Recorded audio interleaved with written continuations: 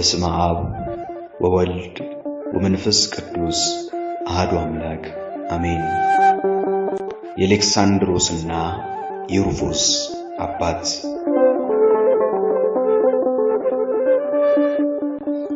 ቅዱስ ጎርጎርዮስ ዘእንዚናዙ በፋሲካ ትምህርቱ ላይ ከሌሎች ጋር ከመደሰት ይልቅ ከክርስቶስ ጋር መከራን መቀበል ይሻላል፣ አንተም ስምዖን ቀሬናዊ ከሆንክ አሁኑኑ መስቀሉን ያዝና ክርስቶስን ተከተለው ይላል። በእርግጥም የክርስትና ትርጉም እኔን ለመከተል የሚወድ ቢኖር ራሱን ይካድ መስቀሉንም ተሸክሞ ይከተለኝ የሚለውን አምላካዊ ጥሪ መቀበል ነው። በዚህ ጥሪ ላይ መስቀል የተባለው ቃል በቃል ዕፀ መስቀሉን ስለመሸከም ሳይሆን መከራን ስለመታገስ ቢሆንም የቀሬናው ስምዖን ግን ይህንን ቃል ወደ ትርጉም መግባት ሳያስፈልገው ራሱን መስቀሉን ተሸክሞ ጌታችንን የተከተለ ሰው ነው። ስምዖን የመጣው ከቀሬና ነበር። በቀሬናም በኩል ባሉት በሊቢያ ወረዳዎች የሚለው ቃል የሚያስረዳን ቀሬና በሰሜን አፍሪካዋ በዛሬዋ ሊቢያ አካባቢ የምትገኝ ስፍራ ናት።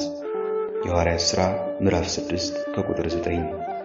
በዚህች ቀሬና በተባለች ስፍራ ብዙ አይሁዳውያን ከአሕዛብ ወደ ይሁዲነት የገቡ ሰዎች የሚኖሩባት ሲሆን የነፃ አውጪዎች ምኵራብ የምትባል የራሳቸው ምኵራብ ያለቻቸው ማህበረሰቦች ነበሩ። የሐዋርያት ሥራ ምዕራፍ 2 ከቁጥር 10። ስምዖንም ከቀሬና ወደ ኢየሩሳሌም የፋሲካን በዓል ለማክበር ከመጡ ብዙዎች አንዱ ነበር። ጌታችን እጅግ ከባዱ መስቀል ተሸክሞ ወደ ቀራንዮ ኮረብታ በሚጓዝበት ወቅት መንገድ አላፊው ስምዖን በዚያ መንገድ እያለፈ ነበር። ጌታችን ከመስቀሉ ክብደትና ከሰውነቱ መቅሰል ከድካሙ ብዛት የተነሳ መስቀሉን ተሸክሞ በተደጋጋሚ ሲወድቅ ያዩት ወታደሮችና ሊቃነ ካህናት ስጋት ውስጥ ወድቀው ነበር። የሰጉት ለጌታችን ደህንነት በማሰብ ሳይሆን የተፈረደበትን የመስቀል ላይ ሞት ተቀብሎ ሳይዋረድ እንዳይሞትባቸው ከማሰብ ሳንገለው እንዳይሞት እንደማለት ያለ ስጋት ነበር። የወታደሮቹ አለቃ ከጭፍሮቹ አንዱን ጠርቶ መስቀሉ እንዲሸከም ማድረግ ቢቻልም መስቀል መሸከም ግን የስቅላት ቅጣት አንዱ አካል በመሆኑ አላደረገውም። ከአይሁድ መካከልም በጥላቻና የካህናት አለቆችን በመፍራት ጌታችንን ሊያግዘው ፈቃደኛ የሚሆን ሰው የለም። በዚህ ሁኔታ ላይ ነው እንግዲህ ለጉዳዩ እንግዳ የሆነው የቀሬናው ስምዖን በዚያ ሲያልፍ የወታደሮች አለቃ ዓይን ውስጥ የገባው። ሮማውያን በግዛታቸው ውስጥ ያለን ማንኛውንም ሰው የማዘዝ ስልጣን ስለነበራቸው ይህንን የቀሬናን ሰው ጠርተው መስቀሉን እንዲሸከም አስገደዱት። ስምዖን በዚያች ዕለት ከቤት የወጣው በዓል ለማክበርና ሌሎች ጉዳዮች ለመፈጸም እንጂ መስቀሉን ለመሸከም አስቦ አልነበረም። ወደ ቀራንዮ መንገድ የመጣው በዚያ በኩል ለማለፍ ሲችል ነበር። ሰው ካሰበበት ስፍራ አይወልምና ይህ የገጠር ሰው ባልጠበቀው ሁኔታ የመድኃኔ ዓለም የክርስቶስ መስቀል የተሸከመ ብቸኛው ሰው ሆነ። ይህም አጋጣሚ ሳይሆን በክብረ ወንጌል ስሙ ይጻፍ ዘንድ ጸጋ እግዚአብሔር የጠራችው የተመረጠ ሰው ስለሆነ ነበር። ምንም እንኳ ድርሻው ለጥቂት መንገድ ማገዝ ብቻ ቢሆንም በሰው ልጅ የመዳን ታሪክ ውስጥ ግን ስሙ በበጎ የሚጠቀስ ታላቅ ሰው ሆነ። በእርግጥም ይህ ቀሬናዊ ምንኛ የታደለ ነው!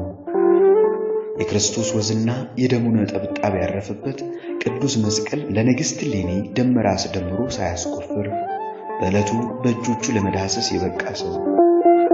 ከ13ቱ ምዕራፎች አንዱን ምዕራፍ ጌታችንን በመከራው ወቅት ያገዘና እናንተ ደግሞ ሸክማችሁ የከበደ ወደ እኔ ኑ እኔም አሳርፋችኋለሁ ያለውን ጌታ ሸክም ተቀብሎ ለማቅለል የታደለ ሰው። የመስቀሉን ክብደት በትከሻው የመዘነና ጌታ ምን ያህል እንደከበደው ከማንም ሰው በላይ ተግባራዊ ምስክር ሊሆን የቻለው ስምዖን ምንኛ ዕድለኛ ነው!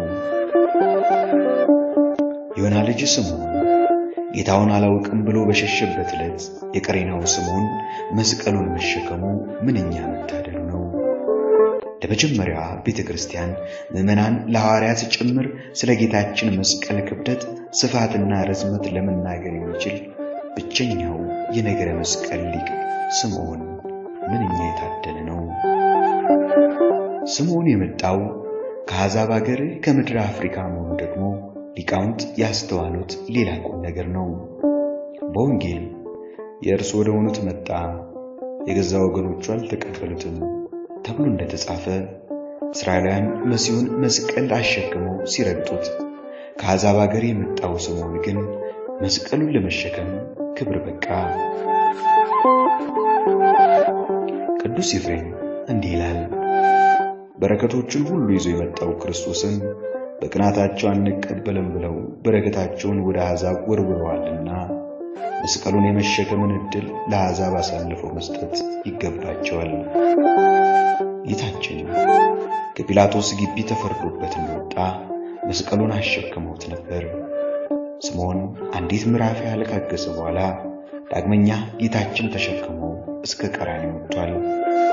በዚህም መሠረት ስምዖን የተሸከመው አንድ ምዕራፍ ሲሆን ጌታችን የተሸከመው ግን 7 ምዕራፎች ያህል ነው። በሕይወታችን የቱንም ያህል መከራ ሊደርስብን ይችላል። እኛ የምንሸከመው መከራ ግን ጌታችን ስለኛ ከተቀበለው መከራ አንጻር ሲታይ መጠኑ 1/8 ያህል ቢሆን ነው። ስለ ጌታችን ሕማም እያሰበ መከራን ታግሶ በጾም በጸሎትና በስግደት ይኖር የነበረው ታላቁ መነኩሴ አባ ጳኩሚስ በአንድ ወቅት እየጸለየና እየሰገደ ሳለ ጌታችን ተገልጦለት ነበር።